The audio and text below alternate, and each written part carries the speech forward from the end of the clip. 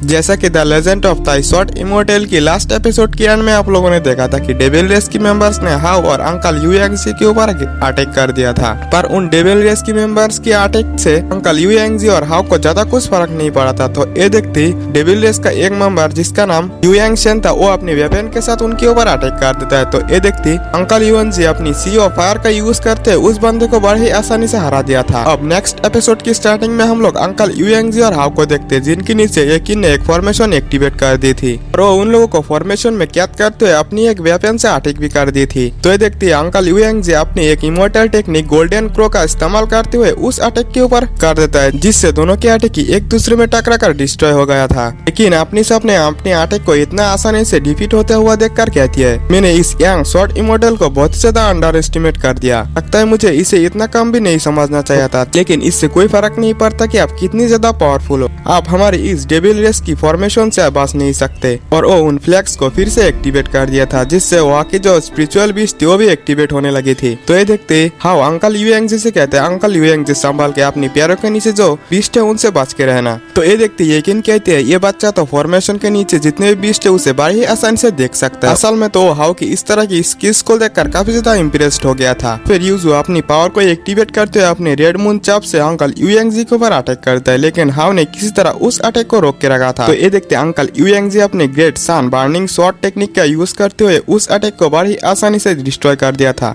ये देखते यकीन अपनी उस फ्लैग की स्पिरिचुअल बीस्ट से उनके ऊपर अटैक करता है। तो ये देखते अंकल यूएंगजी अपनी शॉर्ट से कई सारे स्पिरिचुअल शॉट बना लेता है और उससे उन बीस्ट के ऊपर अटैक करता है, जिससे वो बीस्ट भी बड़ी आसानी से डिफीट हो गई थी। तो यकीन अंकल यूएंगजी की पावर्स को देखते हुए कहता है, इसमें कोई शक नहीं कि तुम शॉर्ट इमोर्टल ऑफ थंडर की बराबर हो। तो ये देखते यूजू यकीन से कहती है, यंग मास्टर हमें पहले इस बच्चे को डिफीट करना चाहिए। तो यकीन भी इसके लिए एग्री हो गई थी और वो अपनी फ्लैग की पावर को बन करके एक फ्लैग में बना लिया था और जितने भी स्पिरिचुअल बीस्ट था वो उसके अंदर एब्जॉर्ब कर लिया था, जिसके अंदर से एक काफी पावरफुल डिमोनिक बीस्ट बाहर निकल के आता है। और फिर वो डेमोनिक बीस्ट तुरंत ही अंकल यूएंगजी के ऊपर अटैक कर देता है। अंकल यूएंगजी अपनी शॉट की मदद से बस किसी तरह उस डेमोनिक बीस्ट को रोक के रखा था, क्योंकि ऐसा करते उन्हें भी काफी ज्यादा प्रॉब्लम हो रहा था। इसके वजह वो डेमोनिक बीस्ट काफी ज्यादा पावरफुल था, जहाँ पे फाइनली वो डेमोनिक बीस्ट अंकल यूएंगजी के ऊपर भारी पड़ रहा था। और फिर यकीन और यूजू अपने अपने वेपन को एक्टिवेट करते हुए कहता है, डोंगफेन हाँ भले ही तुम सब कुछ देख सकते हो तो क्या हुआ, तुम हमारी सामना नहीं कर सकते। और वो अपने अपने वेपन से अटैक कर दिया था। उन दोनों के अटैक से हाउ के ऊपर जो बेल की प्रोटेक्शन शील्ड थी वो भी डिस्ट्रॉय हो गई थी। और फिर अंकल यूएंगजी की ध्यान हाउ के ऊपर चला गया था, जिससे उनकी ध्यान फाइट के ऊपर से हट गया था। तो उस डेमोनिक बीस्ट को भी चांस मिल गया था, इस वजह से वो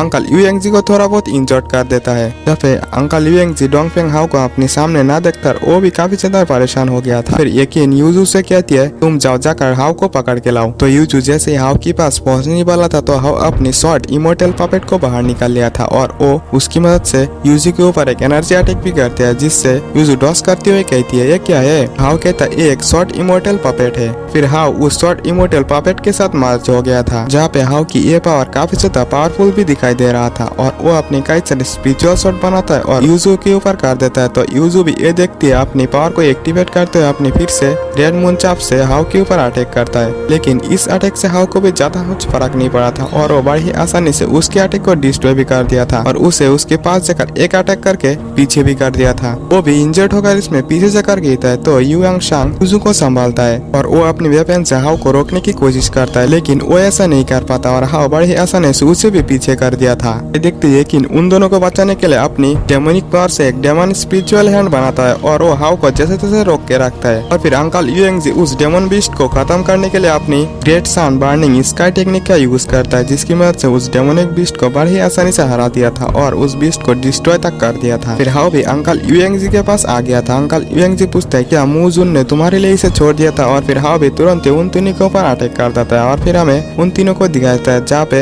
यूएंगशन कहता है, यंग मास्टर हम इस शॉर्ट इमोर्टल की सामना नहीं कर सकते, ये शॉर्ट इमोर्टल सही में काफी ज्यादा पावरफुल है। तो यकीन हाउ की शॉर्ट पपेट को अपनी फ्लैग की मदद से बस किस तरह रोक के रखी थी। तो यूएंगशन कहता है, यहाँ तक कि हमें नहीं पता कि ये शॉर्ट इमोर्टल कहाँ से और किस सेक्ट से है। ये शॉर्ट इमोर्टल यूएंगजी के साथ मिलकर हमें बड़ा ही आसानी से हरा सकता है और मार भी सकता है, इसलिए हमें इस टाइम पीछे हटना बेहतर होगा। तो वो तीनों भी वहाँ से भागने का प्लान बना लिया था और यूएंगशन अपने वेपन से हाउ को डिस्ट्रैक्ट करते हुए से भागने लगा था, लेकिन हाउ उन लोगों के सामने आ गया था। जैसे वो लोग पीछे मुड़ते अंकल यूएंगजी भी उन लोगों को घेर लिया था। तो वो तीनों वहाँ से भागने के लिए किन एक आर्टिफैक्ट को बाहर निकाल लिया था, जिसकी दीवार निकल निकलने की वजह से उसकी पावर की वजह से अंकल यूएंगजी को भी प्रॉब्लम हो रहा था। लेकिन कहती है स्वॉर्ड इमोर्टल यूएंगजी, इसे देखो और इंतजार करो क्योंकि तुम्हारी इमोर्टल क्लैन की अच्छी दिन अब खत्म हो चुकी है, तुम्हारी बुरे दिन भी जल्दी आने वाला है। और वो तीनों उस आर्टिफैक्ट की मदद से किसी दूसरी जगह पर टेलीपोर्ट हो गया था। तो ये देखते हाउ भी अंकल यूएंगजी के पास पहुंच गया था और वो कहता है अंकल यूएंगजी क्या आप ठीक हो? लेकिन अंकल यूएंगजी तो हाउ की ऐसा स्किल्स को देखकर काफी ज्यादा इम्प्रेस्ड हो चुका था। उल्टा ही हाउ से पूछता है क्या तुम ठीक हो? तो हाउ कहता है बात बस इतनी है कि मैं इस स्वॉर्ड इमोर्टल पपेट की मदद से उन लोगों से फाइट कर रहा था और ऐसा करते हुए मेरी स्पिरिचुअल एनर्जी काफी ज्यादा तेजी से कंज्यूम होता है क्योंकि मैं काफी ज्यादा वीक हूँ। तो ये सुनते ही अंकल यूएंगजी कहता है तुम्हें ऐसा सोचना नहीं चाहिए क्योंकि तुमने अपना पूरा कोशिश किया और तुम ज्यादा टेंशन मत लो क्योंकि जब तुम ताई स्वॉर्ड इमोर्टल सेक्ट में एक बार पहुंच जाते हो तो तुम जितना चाहे उतना ट्रेनिंग कर सकते हो। तो चलो हम लोग हमारी जर्नी को फिर से स्टार्ट करते हैं। तो हाउ भी अंकल यूएंगजी की शॉट में खड़े होकर फिर से अपनी जर्नी में निकल पड़ता है। उन लोगों के पीछे पीछे हम देखते हैं कि कोई चीज उन लोगों का पीछा कर रहा था जो कि उन तीनों ने ही छोड़ा था। यहाँ पे इस इंसेक्ट की मदद से वो तीनों अंकल यूएंगजी और हाउ को देख पा रहा था। युआंग शान कहता है लगता है इस शॉर्ट इमोर्टल पपेट को मूजून द्वारा छोड़ा गया है। तो यूजू यकीन से कहती है यंग मास्टर हमें क्या उनका पीछा करना चाहिए? तो यकीन कहती है नहीं हम लोग ऐसा नहीं कर सकते, भले ही वो एक शॉर्ट इमोर्टल पपेट ही क्यों ना हो,